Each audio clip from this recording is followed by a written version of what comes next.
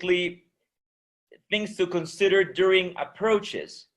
And as you might know, basically the U.S. is a very standard country. Procedures and equipment are basically the same for many airports. However, we're gonna focus more on what JFK has. So you should be able to see my screen right now. And to start off, a disclaimer: this presentation is obviously for training purposes only, is not intended for use in actual operations. In actual operations, always official documentation, airplane manuals, company manuals, Jepson approach charts, or any official documentation must be used. So our objectives that I plan to comply with this afternoon are these 4 objectives.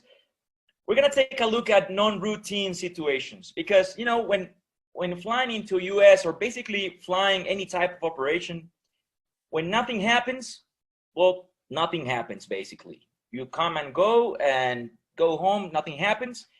But when things start getting a little bit off track and go off routine, there's when a lot of people find trouble in deciding, in taking good decisions. So what we're doing here is basically to think out of the box. What would I do if situations? So obviously these will increase our airmanship. It'll make us more proficient. It'll increase our knowledge. It'll make us more professional. And to be frank, just seeing you here, everybody, and taking this time to be here, it speaks very highly of every and each one of you. So congratulations for that. We're also going to cover some routine operations, of course, into JFK. And one thing to be noted is that I have summarized as much as I could the information, but obviously things that are left out due to time constraints.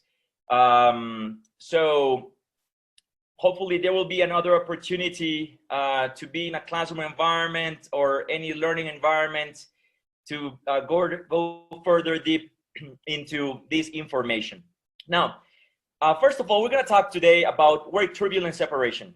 And the reason I chose this topic for this presentation is because it has been having changes over the last decade, and we should be up to date with that. And the US is also working in that implementation as of today.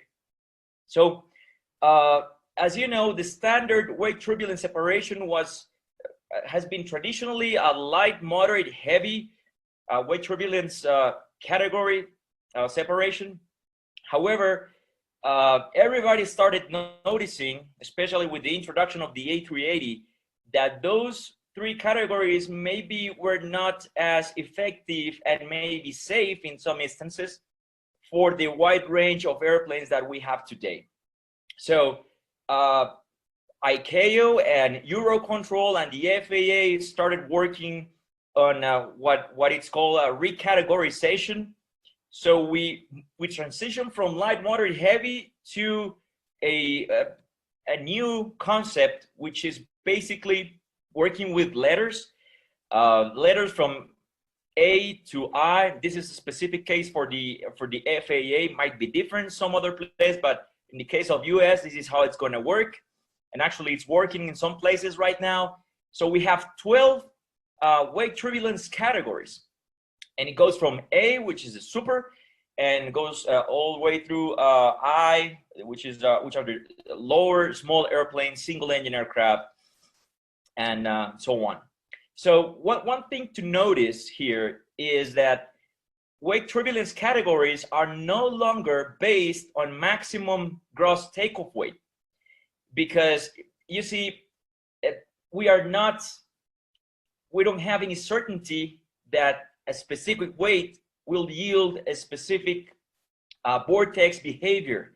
We have newer airplanes, newer wind technologies, so an airplane may be weighing less or actually weighing more, may have less wake vortex on the wingtips because of the wing design. So the shift goes from weight-based to vortex behavior-based.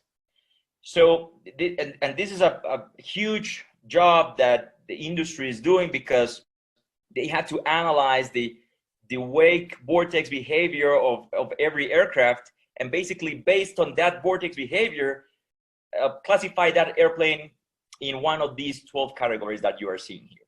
So for instance, one interesting thing to note is that category B wake is the upper heavy, and you see that the A330-200 and A330-300 are categorized as B.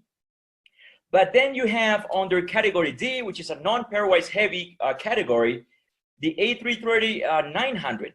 So this is one of few examples that the same A330, depending on the specific type, may be categorized as Bravo or Delta, and that's also happens with the 747s and some Russian airplanes, I guess. So there's a tip that we need to that I'm gonna share with you. Is basically, no one's gonna learn this table, or no one's gonna learn the whole set of separation in nautical miles or minutes from A to I.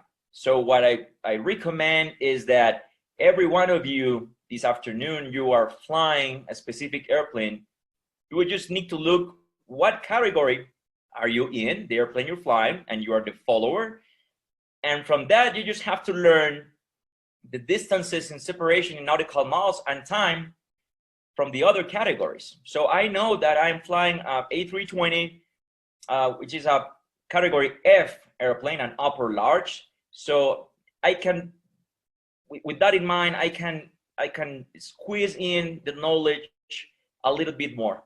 I'm talking about this table, and there are basically two tables. There's one for directly behind operations, and there's this table for approach. Obviously, you can find this information on the FAA website. It is published. It's officially published, and you can go deeply into this information. So depending on the follower and depending on the leader, then you have a distance separation. So for instance, I know that I am if I am following a 767, the 76 is a category C airplane. So if I am an F and I'm following a 76 on approach, then the minimum separation is 3.5 miles.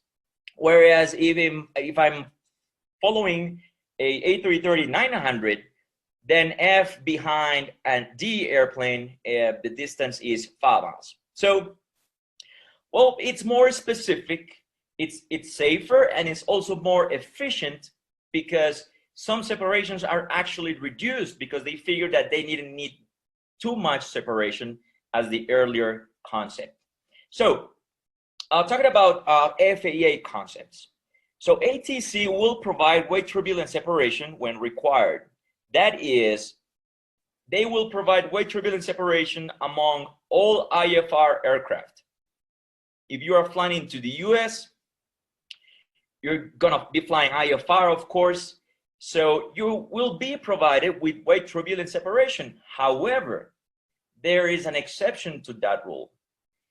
In some circumstances, the pilot is responsible for separation, basically in two occasions. During visual approaches, that is one case, and the second when you're following an aircraft in visual separation. So if the controller at some point in the approach tells you, for example, AEC 3801, do you have the field in sight? And you answer affirmatively, then he will probably tell you to execute a visual approach. So once you're cleared for the visual approach, the weight turbulence separation is no longer an ATC responsibility, it is a pilot responsibility, and you have to adjust your speed to comply with the minimum distance we just saw. And the second example is if we are during approach and then the controller comes up and says, A33801, traffic 1 o'clock, southeastbound 3000, heavy 330, heavy 330. And you say traffic in sight, and he then comes on and says, follow that traffic, cleared for XX approach. Well, since you are already following that airplane, and you're having visual separation with that airplane, in that case, you are also responsible for wake turbulence separation. Now, when the pilot is responsible for separation, or whenever the air traffic controller feels or deems necessary for safety purposes, he will issue a wake turbulence advisory. So he will tell you caution wake turbulence and the traffic information. So he's just letting you know, be cautious, okay? So you're following that airplane, and separation is already yours, so use caution, okay? He will not use that caution wake turbulence if you are IFR separated, unless he feels it is necessary just for safety precautions, okay? So that is the standard phraseology, caution wake turbulence and the traffic information. If it's a super or a heavy, he will put that word prior to the rest of the transmission, a super A380 or a heavy 767. All right, so that was on the wake turbulence separation. Now we're moving on to wind shear advisories. And prior to starting wind shear advisories, just let me make a quick note here. Since we're talking about JFK specifically, you need to bear in mind that there are lots of both domestic and international airplanes coming in and out from JFK.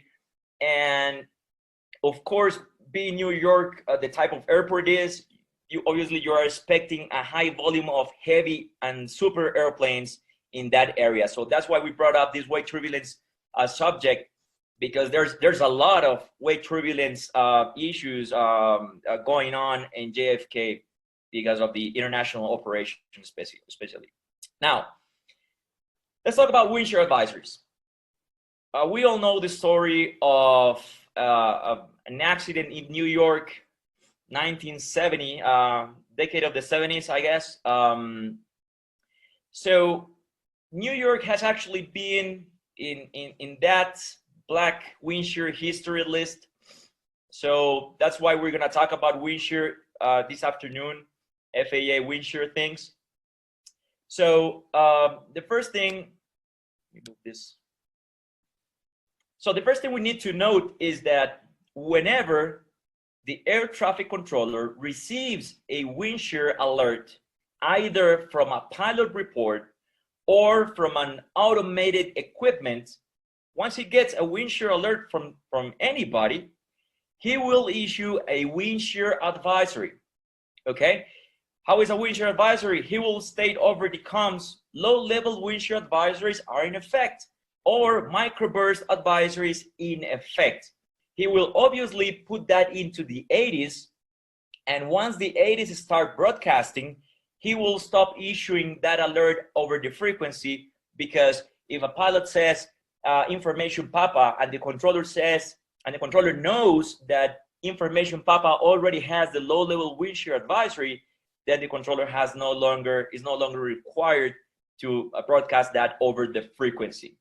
So either frequency or 80s, the statement is the same. Low-level wind shear advisories in effect, or microburst advisories in effect. That is from the ATC to us. Now, there are several wind shear detection equipment available in the United States, and one of the most commonly known, because it was actually the first equipment developed, is the LWAS, the low-level wind shear alert system. And the LWAS works basically by measuring the wind at different places around the airport. The number of sensor ranges depending on the airport location, and basically depending on the facilities that the FAA sought to install a sensor. So they might go from 5 to 6 to 30 sensors. And basically that all those sensors are plugged into a main computer, and the main computer compares all the wind measurements of all these sensors. And whenever the computer says that there is a very abrupt wind shift from this sensor and this sensor, then it triggers the alert. Okay, it'll come up on the control tower. The controllers will be able to see.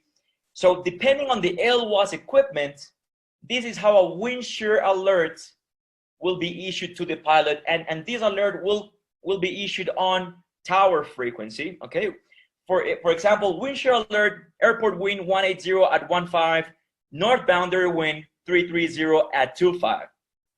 So he's saying wind shear alert, okay, use caution, and he tells you 2 winds. So the airport is 180 at 15, and the north boundary, meaning the most northern sensor of the LWAS system, is showing 330 at 25. So obviously there is a high variation in degrees and in intensity from those 2 sensors.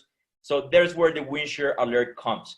Now the LWAS, the basic LWAS, is being phased out of operation because it has one limitation. It can only sense wind shear where the sensors are. Of course, the LWAS is not capable of detecting wind shears 2 or 3 miles where there are no sensors. So then's where the TDWR came in. So the TDWR is a terminal Doppler weather radar. It's obviously a more sophisticated radar. It works under Doppler technology. So basically the radar detects the movement of the particles. And the good thing about TDWR is that it is capable of detecting wind shear or microburst on final and departure.